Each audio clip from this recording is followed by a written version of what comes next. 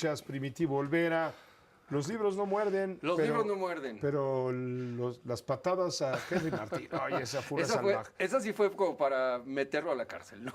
al portero del sin Pachuca. Sin derecho a fianza. Era una agresión sin derecho a fianza, pero se arrepintió. ¿Qué libro nos recomiendas para este fin? Un libro al que tú ya le echaste un ojo, por supuesto, sí, que ya le has adelantado. Muchísimo. Voy adelantado, sí. Y de un gran escritor, la verdad es un escritor con mucho oficio y con mucho talento, Javier Cercas, que es un gran analista y además un gran observador de la historia de la política. Y también es un agnóstico, es un no creyente. Es un ateo. Un ateo sin remedio. Hasta el tuétano. Come curas. ¿No? Come curas. Hijo de una mujer que es sumamente católica. Entonces, un día se le presentan dos enviados del Vaticano justamente a Javier Cercas, uno y luego otro, por supuesto, para ofrecerle escribir un libro sobre el Papa Francisco, a partir de un viaje que iba a realizar hacia Mongolia. Por eso es el loco de Dios en el fin del mundo, ¿no? Él decide, pues, poner una condición. La condición es tener unos minutos con el Papa Francisco para hacerle una pregunta. Claro, mi mamá me pregunta si cuando muera va a estar cerca de mi papá. Si va a ver a su papá después de la muerte. Y estarían juntos hasta el fin de los tiempos. Hasta el fin de los tiempos. Esa es la pregunta que él tenía para el Papa. Parece una pregunta muy simple, ¿no? Sí, parece no una pregunta muy inocente, pero no lo es, porque pone en la mesa uno de los principios de la cristiandad, que es la vida eterna.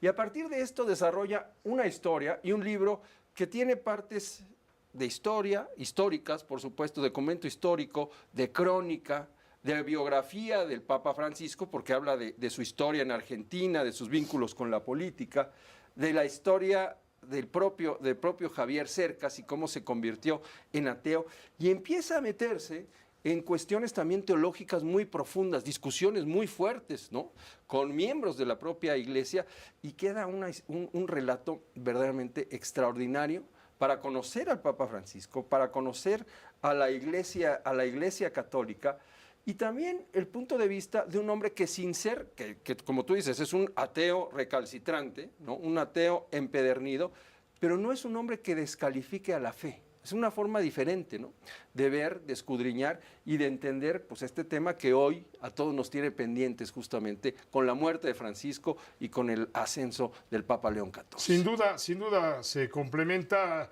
es decir, la oportunidad del hambre con las ganas de comer, porque vamos, Javier Cercas no lo planeó, como no se planeó la película del Cónclave. Así es. Vamos, hubo la coincidencia, un par de meses antes de todo lo que sucedió con Francisco, venía muy a cuento echar un vistazo de lo que puede ocurrir en un cónclave. Imagínate la revelación de secretos, aunque sea de manera esquemática. Pero ¿sabes qué? Aunque sea de manera esquemática, y aquí les voy a recomendar a la audiencia que chequen hoy en el diario El País, que hay un artículo en donde se establecen las hipótesis de cómo pudo haber sido esta negociación entre los diferentes papables, ¿no? Cómo llega Pietro Parolin como uno de los favoritos, pero de repente en la primera o segunda votación se ve que no le dan los votos. Entonces, ¿qué pasa? ¿Renuncia? ¿Se hace a un lado?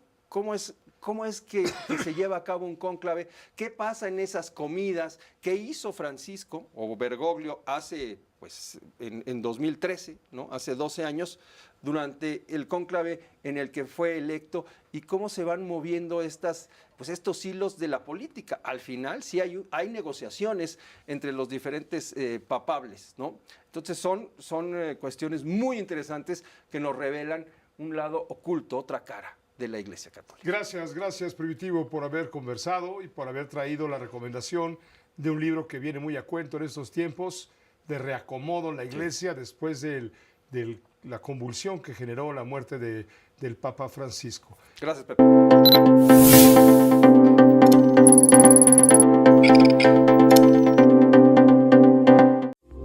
Esta fue una producción de Grupo Fórmula. Encuentra más contenido como este en radioformula.mx.